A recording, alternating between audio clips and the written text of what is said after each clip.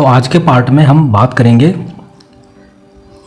अलग अलग जो मानव की अवस्था थी उनके बारे में बात करेंगे। पिछली 3-4 वीडियो जो आई है वो इसी टॉपिक पर रही, और अगर आपने नहीं देखी तो आप पहले उन्हें ज़रूर देखें, क्योंकि ये इतिहास है तो क्रम से चल रहा है। और अगर आप पुरानी वीडियो नहीं देखेंगे तो ये थोड़ा समझ में आना थोड़ा मुश्किल होगा। तो उसका उन वीडियोज़ का जो लिंक है वो मैंने डिस्क्रिप्शन में दिया है, आप वहाँ से देख सकते हैं।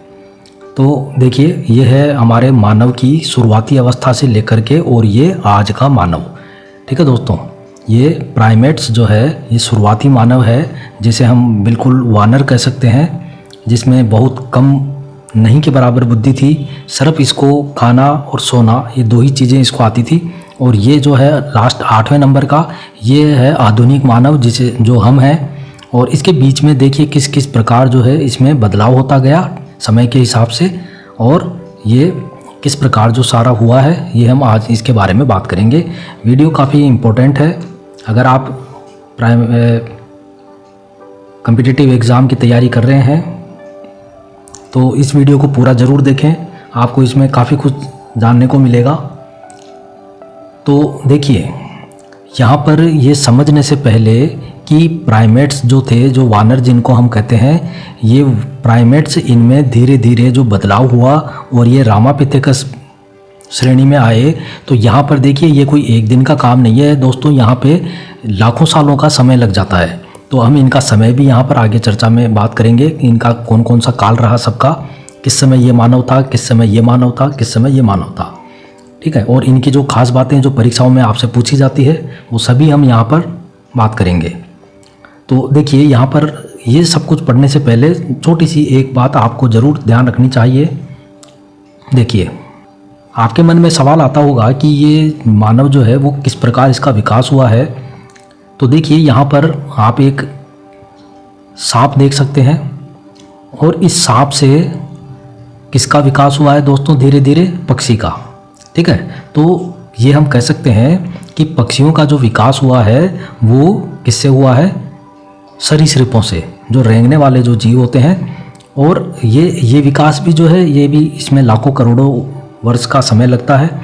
तो जब सांप था तो सांप में धीरे धीरे जब वो ऐसे वातावरण में रहने लगा, उसको ज़रूरत हुई कि उसको ज़मीन पे भोजन नहीं मिला, तो उसको ये ज़रूरत थी कि वो आसानी से कहीं पर भी तेज़ी से या उड़ करके कहीं पे पहुंच जाए अपने भोजन की तलाश में। तो इसी वजह से उसको जो ज़रूरत थी, प्रकृति हमें जो ज़रूरत होती है शरीर में, वो विशेषताएं प्रकृति अपने आप उत्पन्न कर देती है। और जिनकी ज़रूरत नहीं होती वो लक्षण या वो विशेषताएं धीरे धीरे शरीर से समाप्त हो जाती है। और ये हम मानवों पर ही लागू नहीं होता, ये सभी जीवों पर लागू होता है, पेड़ पौधों पर भी ये लागू होता है। तो देखिए, यहाँ पे ये सांप है, और सांप में धीरे धीरे यहाँ पर पंखों का विकास हुआ, और पूंछ इसकी जो है वो छोटी होती गई। इसका जो सिर है वो धीरे धीरे लाखों सालों में चोंच यहाँ पे बनने लगी, और ये लाखों सालों का इसमें समय लग गया पक्षी बनने में। तो इसका बीच का जो समय है, ठीक है, कहने का मतलब जब सांप आधा पक्षी बन चुका था, मतलब न तो ये सांप रहा और न ये पूरा पक्षी बन पाया, उस समय जो समय था, तो उस समय ये जो जीव था उसका नाम था आर्कियोप्टेरिक्स।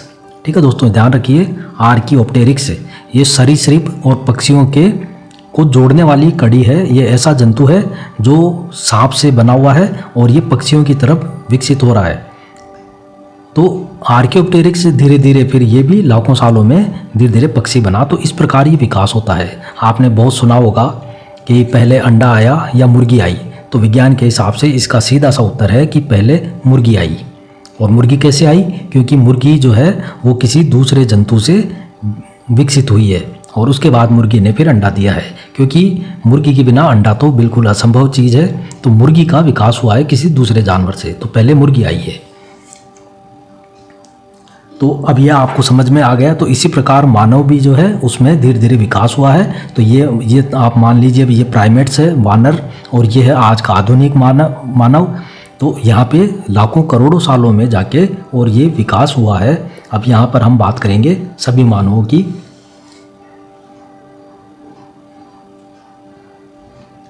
तो सबसे पहले प्राइमेट्स का के बारे में हमने पिछली वीडियो में हमने अध्ययन किया था। तो आज की वीडियो में हम प्राइमेट्स नहीं लेंगे। अगर आपने ये वीडियो नहीं देखी तो डिस्क्रिप्शन में लिंक मिल जाएगा, आप वहाँ से ज़रूर देखें। और प्राइमेट्स के बाद में, और प्राइमेट्स का मैं आपको, अगर आपने वीडियो नहीं भी देखी होगी तो मैं आपको फटाफट इसके बारे में बता देता हूँ कि प्राइमेट्स बिल्कुल वानर थे।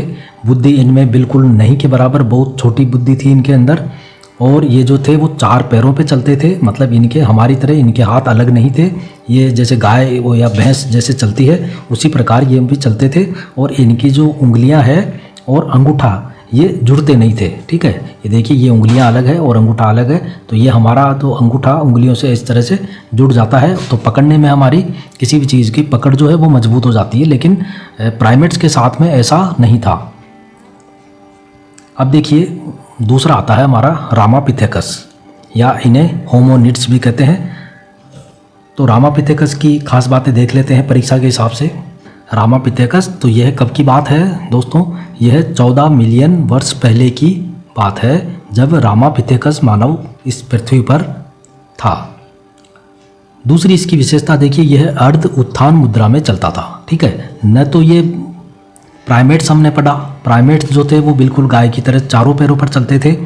धीरे धीरे जब उसमें विकास हुआ, उसका बदलाव हुआ वातावरण के हिसाब से, तो ये अर्ध उत्थान, मतलब न तो ये सीधा खड़ा होता था और न ये गाय की तरह होता था, बीच में चलता था, ठीक है, आधा झुका हुआ। और धीरे धीरे 2 पैरों पर भी ये चलने लगा, ठीक है।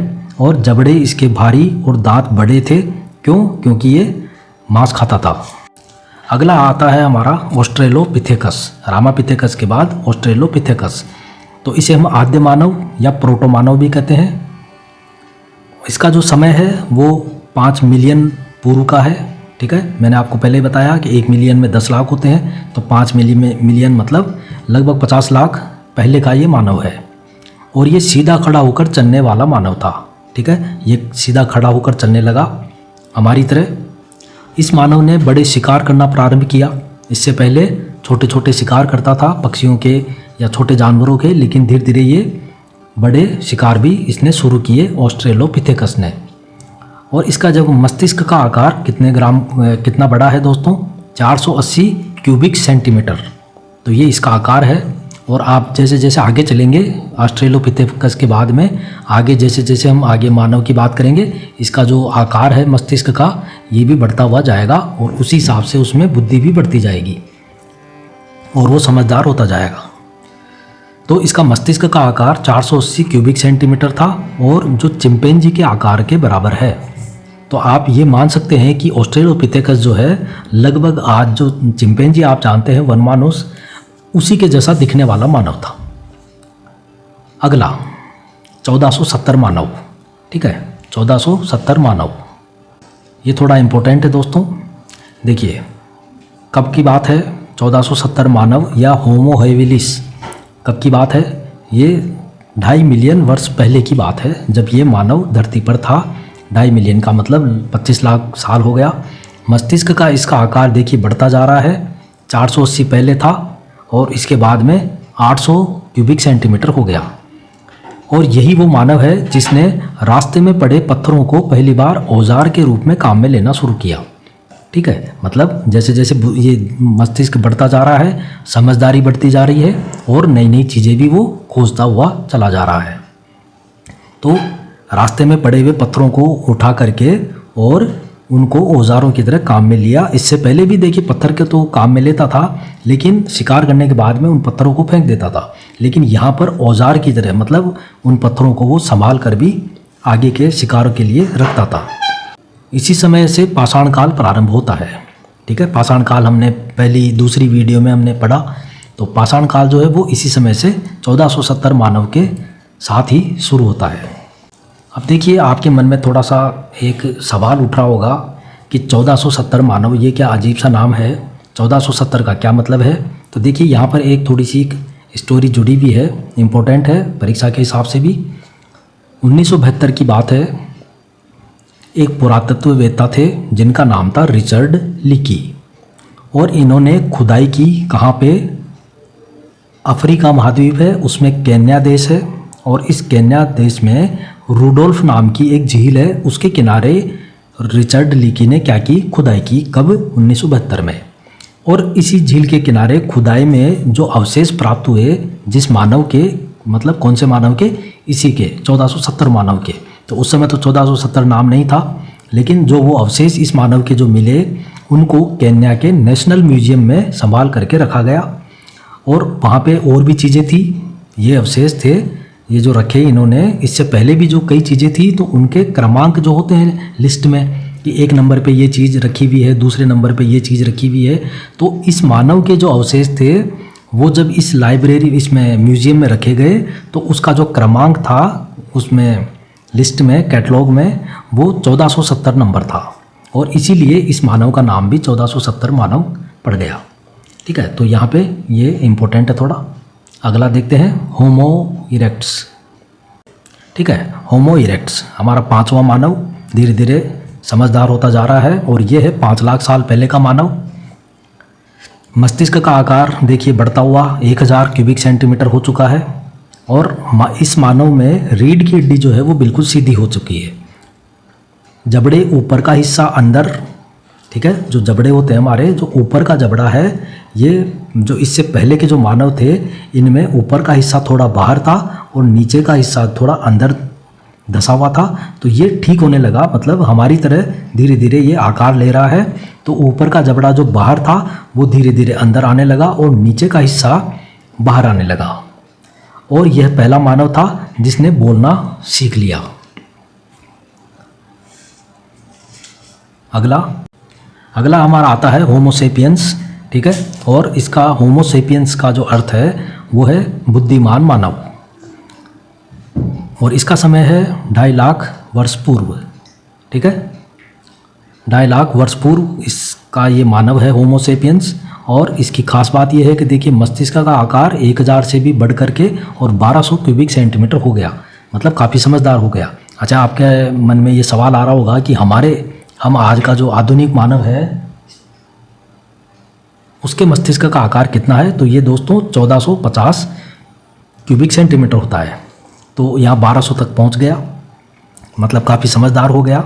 और हम जो है वो इसी श्रेणी में आते हैं, होमो सेपियंस में हम जो मानव है ये इसी होमो सेपियंस श्रेणी में आते हैं, ये ध्यान रखिएगा। अगला जो हमारा मानव है ये थोड़ा इम्पोर्टेंट है, निएंडरथल मानव। इसका समय देखिए 75,000 वर्ष पूर्व का ये मानव है। मस्तिष्क का आकार और बढ़ के 1300 क्यूबिक सेंटीमीटर हो गया और इन्होंने अपने मृतकों को दफनाना शुरू किया। ठीक है, ये इम्पोर्टेंट है दोस्तों, ज़रूर इसको थोड़ा ध्यान से समझिए। इन्होंने अपने मृतकों को दफनाना शुरू किया। वे शव के साथ में, डेड बॉडी के साथ, घर में जो ज़रूरी सामान होता है जैसे पानी है, अनाज है, खाने पीने की वस्तुएं, इस तरह से जो ज़रूरी जो सामान होते हैं वो भी डेड बॉडी के साथ में ये रखते थे। तो इसका मतलब ये है कि इनकी मान्यता थी कि ये मरने के बाद में मृतक जो है वो अगले जन्म में जाएगा और वहाँ पर इन चीज़ों की उसको ज़रूरत पड़ेगी, इसीलिए वो इन चीज़ों को रखते थे। तो यहाँ पे देखिए इम्पोर्टेंट चीज़ ये है कि पुनर्जन्म में विश्वास कहाँ से इसकी शुरुआत हुई? वो निएंडरथल मानव से शुरुआत हुई और इसके साथ ही धार्मिक आस्था भी जुड़ी हुई है। तो धार्मिक आस्था और पुनर्जन्म में विश्वास, ये दोनों चीज़ों की शुरुआत कहाँ से होती है? 75,000 वर्ष पूर्व जो निएंडरथल मानव था यहाँ से शुरुआत होती है। और देखिए अगला पॉइंट, इससे पहले के मानव मृतकों को जंगल में ही छोड़ देते थे। ठीक है, तो इससे पहले के निएंडरथल मानव के से जो पहले के जितने भी जो मानव थे वो क्या करते थे? शवों के साथ में इतनी बुद्धि नहीं थी तो वो दफनाते नहीं थे और वो मृतक को जंगल में ही छोड़ देते थे। अगला पॉइंट है निएंडरथल। ठीक है, ये निएंडर जो शब्द है ये कहाँ से आया है?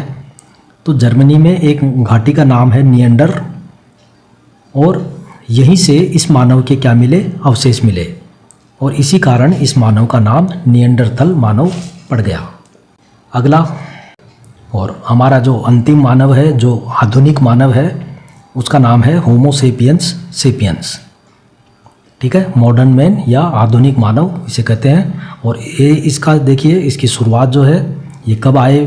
तो 40,000 वर्ष पूर्व उस समय का ये मानव है। और मस्तिष्क का आकार देखिए, यहाँ पे मैंने बताया अभी थोड़ी देर पहले कि हमारा जो मस्तिष्क है उसका आकार है 1450 क्यूबिक सेंटीमीटर और इसका भी होमो सेपियंस का आकार भी मस्तिष्क का ये भी 1450 क्यूबिक सेंटीमीटर है। इसका मतलब हम जो है वो यही है। ठीक है, तो हमारे मस्तिष्क का भी आकार इतना ही है। और इस काल में मानव अलग अलग स्थानों पर जाकर रहने लगा और वहाँ के वातावरण के अनुसार अलग अलग प्रजातियाँ विकसित हुई। किसकी? मानव की। ठीक है, तो यहाँ तक तो हमारा मानव हो चुका। लेकिन अब देखिए, आपने पढ़ा होगा अनुकूलन। ठीक है, अनुकूलन कि कोई भी जीव हो, चाहे वनस्पति हो, चाहे मानव हो, जिस स्थान पर रहता है उसी स्थान के अनुकूल, उसी स्थान पर रहने के लिए उसका शरीर जो है वो अनुकूल बनने लगता है, अपने आप को ढालने लगता है। और इसी कारण उसमें कुछ ऐसी विशेषताएं शरीर में उत्पन्न होती है कि वो उस वातावरण में आसानी से रह ले। ठीक है, तो उसी को, उन्हीं विशेषताओं को हम अनुकूलन कहते हैं। तो यहाँ पे देखिए, होमो सेपियंस जो मानव है, अलग अलग स्थानों पे जाके पृथ्वी के, कोई अफ्रीका की तरफ चला गया, कोई रूस की तरफ चला गया, कोई अमेरिका की तरफ, कोई ऑस्ट्रेलिया की तरफ। और इस प्रकार जब ये अलग अलग स्थानों पे गया तो वहाँ का वातावरण, वहाँ की भौगोलिक विशेषताएं, वहाँ का पर्यावरण सब कुछ अलग था। और वहाँ पे उसी वातावरण के अनुकूल उन्होंने अपने आप को ढालना शुरू किया। और इसी कारण विश्व में अलग अलग मानव की प्रजातियाँ जो है ये उत्पन्न हुई। तो इनके बारे में हम अगली वीडियो में बात करेंगे। ठीक है, जैसे क्रोमैग्नन है, कॉकेसॉइड, प्रोटो ऑस्ट्रेलॉइड्स, नीग्रोइड्स, मंगोलॉइड्स। तो ये सब हम अगली वीडियो में चर्चा करेंगे कि ये सब क्या है। तो उम्मीद है आज का वीडियो आपको ज़रूर अच्छा लगा होगा। वीडियो को लाइक ज़रूर करें। कोई सवाल अगर हो तो आप कमेंट में लिख सकते हैं। और आने वाली वीडियोस के लिए आप अभी तक हमारे चैनल को सब्सक्राइब नहीं किए तो सब्सक्राइब कर लीजिए, ताकि आने वाली वीडियोस की नोटिफिकेशन मिल जाए। घंटी के निशान पर ज़रूर क्लिक कीजिएगा। तो मिलते हैं अगले वीडियो में, तब तक के लिए नमस्कार।